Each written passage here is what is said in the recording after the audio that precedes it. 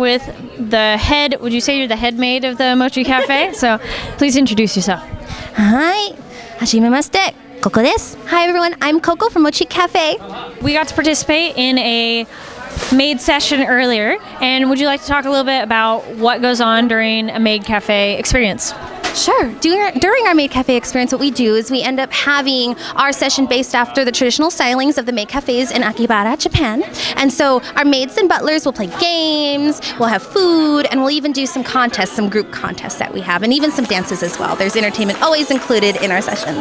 Yeah, there was quite a few dances. How many dances do you guys have on file? Oh, wow, that's hard because we started about 3 years ago, so we have 3 years worth of dances. So I could say easily 24, if not more, and it's always, you know, K-pop, J-pop, para, Vocaloid songs. There's always so many, and the great part is that the people at Mochi Cafe learn these dances because they want to. They're inspired. They find a dance and they come to me and they say, Coco, I want to learn this dance. Can I learn this dance? And it's absolutely wonderful because you can see when they go on stage that they truly love the song and they love dancing.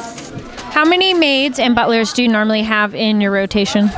In our rotations, we have quite a few. It's actually funny because in our first year, we only had 6 people, including me, to serve everyone. And now, a few years later, I have 20 people on my staff. And it's come to a point where I can have someone sit down and they can have 2 staff members. They can have a maid and a butler, or maybe 2 maids, or maybe 2 butlers for the ladies who really want to have that butler experience. So it's great. And in a current session, I can have anywhere from 10 to 15 people during a session here as staff. And then you guys serve food and drink, and is there any particular inspiration on what you guys prepare for your guests? Yes, we always make sure that we, as an educational experience, serve people Japanese cuisine. Some people, you know, have never tried sushi, they've never tried yakisoba or even tempura, so it's a great way for them to experience some really ethnic cuisine. We also, in presentation-wise, really like to cutesy up our food, and I know when we did your cupcake, we try to draw cats and hearts and stars, and so we always try to make sure that it's a great presentation for our guests. Now, there's this fun activity where they charge their food. Please talk about that. Oh, yes. Oh, one of the great parts about maid cafes is that the maids, especially in Akihabara, Japan, will charge up their food to make the food taste better.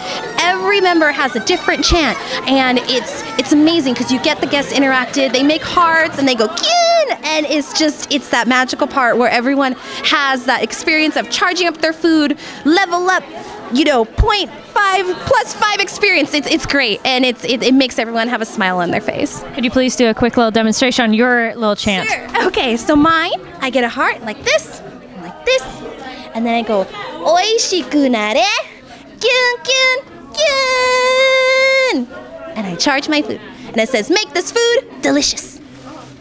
Do you think it makes a difference? Oh yeah, most definitely.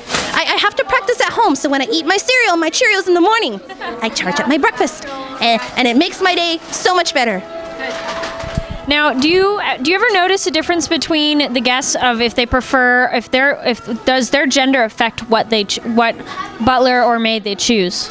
It depends. We always make sure our guest has the option. Some of them who've never attended before, we let them. I usually go personality-wise, you know, because you have introverts and extroverts, and I know people on my staff who are also introverted and extroverted. So sometimes I do a personality pairing. If it's gender-wise, sometimes yes, the males will request the maids, and then the females always request the butlers. For some reason, I feel the females, when they find out we have butlers in our cafe, they instantly say, oh, can I have the butler, please? So for some reason, I feel the ladies out there really do truly enjoy the butler experience. But either way, it's a good time for everyone. And when we do our team tables, more often than not, there's almost always a maid and a butler at a table. So it's equal opportunity. Yes, equal opportunity for everyone. And then on your costumes, do you guys make your costumes, or how do you guys provide those? Yes, lots of love and labor goes into our outfits. These are Matsuri-inspired outfits. Would you like me to tea? Is the obi in the back?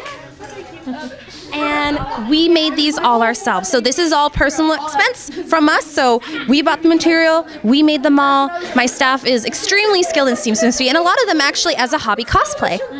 What came first, maid or cosplay for you?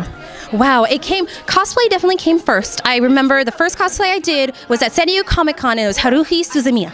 That was my first cosplay I did, and I will never forget that experience, being with people who liked the series, who understood your interests, and actually having that feeling of being at home.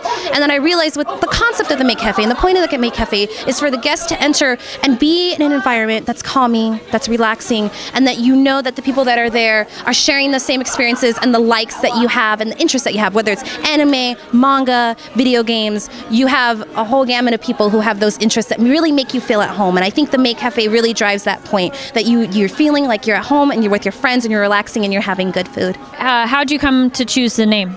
Oh, that's a great one. All right, so when we started, we decided that we needed to name ourselves. Now, originally for me, as a basis, I love Sailor Moon.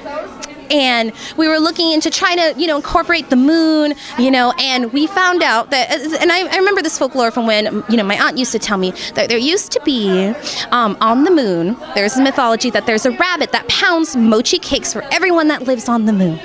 And I thought, wow, mochi. And then I remember tasting mochi, ice cream mochi. If you haven't tried it, please try it. It's absolutely delicious. And it comes in so many colors and so many varieties and flavors. And I felt like when my staff and I get together, we are all different flavors. We're all different combinations of personalities and interests. And to have that all in one box, that's mochi. And so that's how we came up with the name, is just the variety and the flavor of life and of people. And so that's what we decided on. And as you can tell, our outfits are colorful. They're not black and white like traditional, maybe French maid outfits would be, or even maid outfits in Akibara, Japan. And we decided to take on our own spin on the color. So every maid has a different color. I am pink.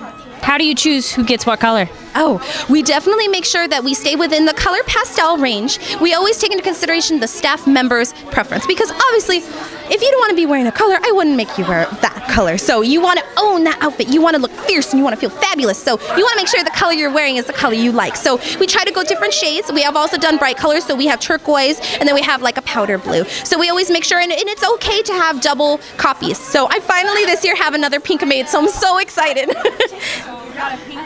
Yeah, she's absolutely wonderful, and that is Yuna, and she is hard at work right now. She's absolutely amazing, and she's one of our newer staff members. So we all love sharing that kind of vibrance of color. So thankfully, we never had a person who's never liked the color or had a fight over a color. If you want to be the same color, that's okay with me. Now, how does someone get involved with your particular organization if they are interested in doing so? Yes, so with us, we definitely run a extensive application process. What we do is we'll take in applications online, by the way. We usually open them around July, maybe June, and we have them online. We look over all the qualifications of the people and their time commitments, and then we ask them for an interview. I think it's very important for people, whether they've already held a job or not, to go through that experience of having an interview. What are your interests? What, say is your strength or your weaknesses. To be able to have that kind of career professional experience is good to have. So we'll have interviews, and then after that, as a group, we vote and we decide if that person is a good fit and can benefit from us as well as us benefiting from them. So it's definitely a three-tiered process. It's the application, the interview, and then we go ahead and do the voting. And then after that, you go to orientation. So there's definitely a lot of things that we keep in mind when we recruit our members, because you can see they work very, very hard. So we need to make sure that the person is willing to learn and to really take in the training that we give them for the next year. Usually for conventions like this, we plan the whole entire year. So. Now there seems to be also kind of like it's beyond just cosplay, because you guys have a persona and a image and a style that you put into the process. And could you talk a little more about that, please? Sure. For us, we definitely want to make sure Mochi Man Cafe is a certain brand. Thankfully for us, with our branding, it's mainly the colors, our mascots, Momo Mikan. Also, the way we structure our events are very similar. They usually don't differ unless we do a completely different event. As far as the actual staff goes, the thing I absolutely love is that these are their personalities. They are themselves, and whether they're shy or whether they're outgoing or whether they like to dance or maybe not so much, that's their true essence. And I think that's the true beauty that really comes out of our cafe. So I would never ask anyone to play a certain type, but it's just somehow their natural beauty comes out. So for them, they're all natural. But for us, as far as the group, we definitely have our mascots, Momo Mikan, and our pastel colors. That's definitely our mark on history, is having light color pastel maid outfits. I noticed you guys speak a little differently too. Could you talk more about that, of like what inspires that and how that's related to the cafe experience? So what we do is we actually speak in Japanese. A lot of our people, obviously in our staff, are interested in Japan, have gone to Japan, and so in order for me to help them, shape them becoming, better leaders, and to be able to take on the tradition of the Maid Cafe, because obviously transferring something that's from Japan into a Western culture is difficult. So in order to make that a little bit more, back home, more back at home, I guess, is we speak Japanese. So we'll say things like "Okaeri nasaimase," "Goshujin-sama," "Ojo-sama," which basically means "Welcome home, master," "Welcome home, lady." It's one of those things where we really want to give them the full-on experience, because they open those curtains and all of a sudden there's 10 staff members, saying that so happily to you, and you feel so special, and you feel so honored to come into the event and have this wonderful display of Japanese maid cafes, and we definitely have different varying levels of Japanese experience. Some people have taken Japanese for 4 years, some of them are fluent, some of them are just learning and taking Japanese once. So it's definitely a great experience, I think, all around for my staff members as well as for the guests. Yeah, I noticed during the game, and it was rather entertaining because it made the audience want to join in when playing rock, paper, scissors or Rochambeau, right? Yes. And the people were like, oh, and that was really fun. It encouraged the participants and those watching to kind of make that sound. Have you noticed that people join in because you guys are doing it or something like that? I think so. I know a lot of people, especially that are guests as well, are interested in the Japanese culture, and maybe they've watched some anime or listened to J pop music, and they'll recognize certain words like "sugoi," which means amazing, or "ara," which means what? Just different little things they pick up, and they get immersed in that, and they really do, I think, participate. And it's funny because our reactions are completely natural. So when we say it, I think they realize that and they pick it up and they go, "Wow, this is really exciting! I got to do the same thing." And we also pass out tambourines. We're all about guest interaction and guest experience. We'll hand out tambourines to people while we're doing, dance numbers, and we'll be clapping and cheering, and it's great to always have the guests participate. So I don't think you could ever have a boring moment in our cafe. We always make sure you're fully immersed and, attended to. And then where can people find more information about you guys?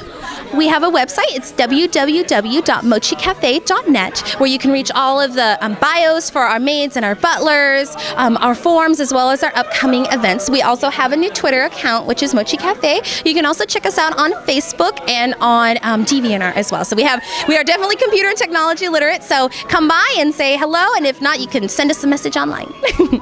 Thank you very much. And thank you so much for visiting us today. We had a wonderful first session, and we have one more to go. So we hope to see our whole new Mama. We want all the people. Yes, and